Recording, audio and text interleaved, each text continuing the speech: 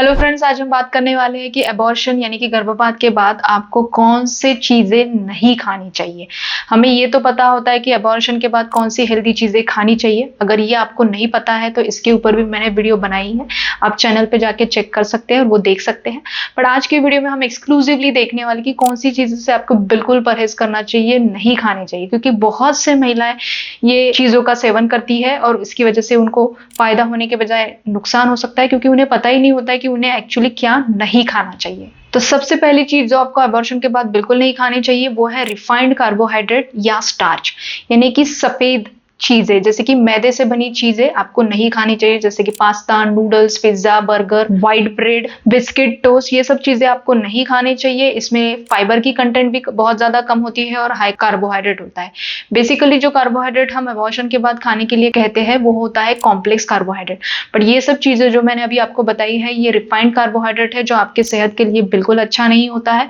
साथ ही में fibre content इसमें बहुत ज्यादा कम होने की वजह से आपको कब्जियत भी अबॉर्शन के बाद ये बढ़ा सकता है। तो ये चीजें आपको बिल्कुल नहीं खानी है, और ये चीजें ज्यादा खाने की वजह से आपका जो ब्लड ग्लूकोज लेवल है वो भी सही मात्रा में नहीं रहेगा, फ्लक्चुएट होते रहेगा या फिर बहुत ज्यादा बढ़ भी सकता है, जो कि आपकी रिकवरी के लिए बिल्कुल अच्छा नहीं रहेगा। सो इसको आपको नहीं खाना है। द सेकेंड इंपॉर्टेंट चीज जो आपको अबॉर्शन के बाद नहीं खानी है वो है फैटी मीट, यानी कि मटन, जिससे आपको इन्फ्लेमेशन आपके बॉडी में बढ़ सकता है। तीसरी चीज है डेयरी प्रोडक्ट्स। डेयरी प्रोडक्ट्स आपको कम मात्रा में सेवन करना है। दूध का आपको कम मात्रा में सेवन करना है। अगर आप अंडरवेट हो तो आप दूध का सेवन कर सकते हो, बट अगर आप ओवरवेट हो तो फुल फैट क्रीम वाला मिल्क आप एडिक्वेट अमाउंट में लेना है, कम मात्रा में लेना है। मतलब हाफ ग्लास दूध आप दिन भर में ले सकते हो, 2 या 3 ग्लास दूध आपको दिन भर में नहीं पीना है। एंड थर्ड इंपॉर्टेंट चीज, आपको पास्चराइज्ड डेयरी प्रोडक्ट्स नहीं लेना है, जैसे कि स्कीम्ड मिल्क। बहुत से बार स्कीम्ड मिल्क जो कि लो फैट मिल्क होता है वो बहुत सी महिलाएं प्रेफर करती है, बट लो फैट के बजाय उसमें जो इंपॉर्टेंट न्यूट्रिएंट होते हैं दूध में, जो इंपॉर्टेंट इसेंशियल न्यूट्रिएंट्स होते हैं, जो फर्टिलिटी पॉइंट ऑफ व्यू बहुत ज्यादा इंपॉर्टेंट होते हैं, जैसे इंसुलिन लाइक ग्रोथ फैक्टर 1, ये स्कीम्ड मिल्क में कम हो जाते हैं।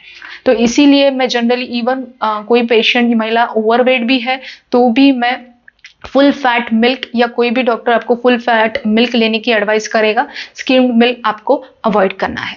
देन चीज, बटर, इसका भी सेवन आपको अधिक मात्रा में नहीं करना है।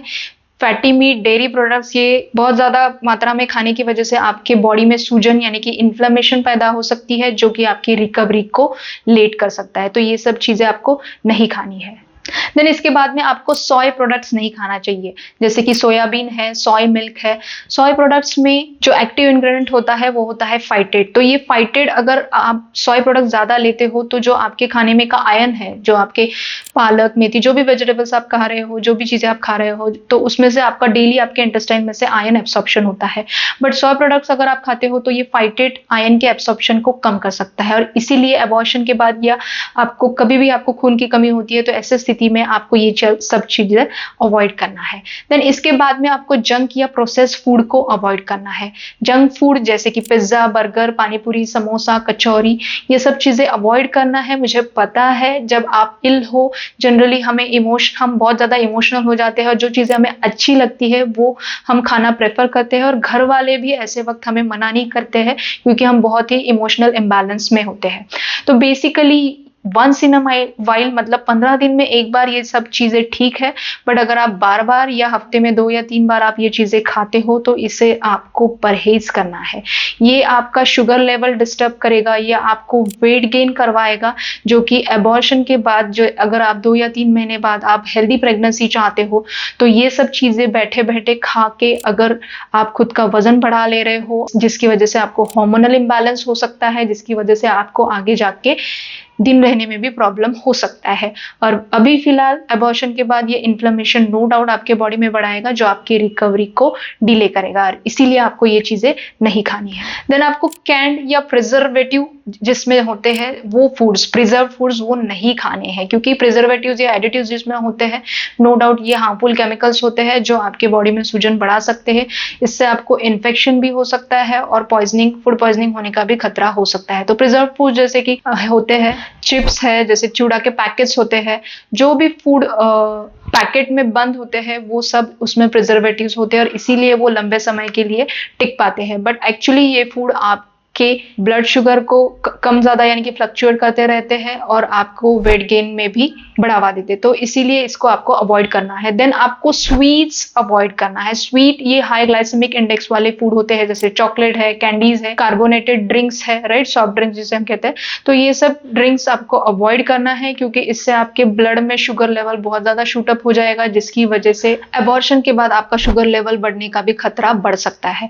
तो ये सब चीजें नहीं खानी है। बहुत से महिलाओं को स्वीट यानी कि मीठी चीजें खाने की काफी क्रेविंग होती है और कुछ महिलाओं को तीखी चीजें। तो बेसिकली ये दोनों चीजें आपको अवॉइड करना है। देन इसके बाद में जो चीजें बहुत इजीली स्पॉइल हो जाती है, खराब हो जाती है, जैसे कि रॉ मीट है, राइट, कच्चा मटन, चिकन है, अनपस्चराइज्ड मिल्क मतलब बिना उबला हुआ दूध अगर आप पीते हो, सी फूड अगर आप खाते हो, जिसमें इन सभी चीजों में अगर आप इस तरीके से इन्हें खाते हो, जैसे कि रॉ एग है, इन सभी चीजों से आपको इन्फेक्शन हो सकता है, क्योंकि इन सभी चीजों में बैक्टीरिया इजीली पनप पाते हैं। तो ये इसकी वजह से आपको इन्फेक्शन होने की वजह से नौशिया, वॉमिटिंग, डायरिया जैसी चीजें अबॉर्शन के बाद आपको सहना पड़ सकता है, जबकि ऑलरेडी आपकी इम्यूनिटी उस स्थिति में कम होती है।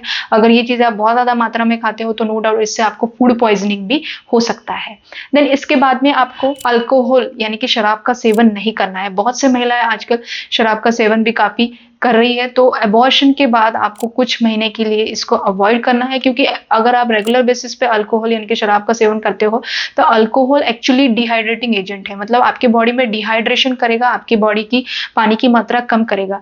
बट जबकि आपको अबॉर्शन के बाद पानी ज्यादा पीने के लिए कहा जाता है, क्योंकि ताकि आपकी बॉडी अच्छी तरीके से हील हो, जो भी टॉक्सिन्स आपके बॉडी में बन रहे हैं वो पेशाब के थ्रू मतलब पानी में से वो सब चीजें आपकी बॉडी में से निकल जाए। सो इसीलिए आपको शराब आफ्टर एबॉर्शन अवॉइड करना है। देन लास्टली जो बहुत ही इंपॉर्टेंट चीज है, जो हमारे इंडियन फैमिलीज में बहुत ही कॉमनली यूज किया जाता है, वो है स्पाइसी ऑयली फूड या एसिडिक फूड, राइट।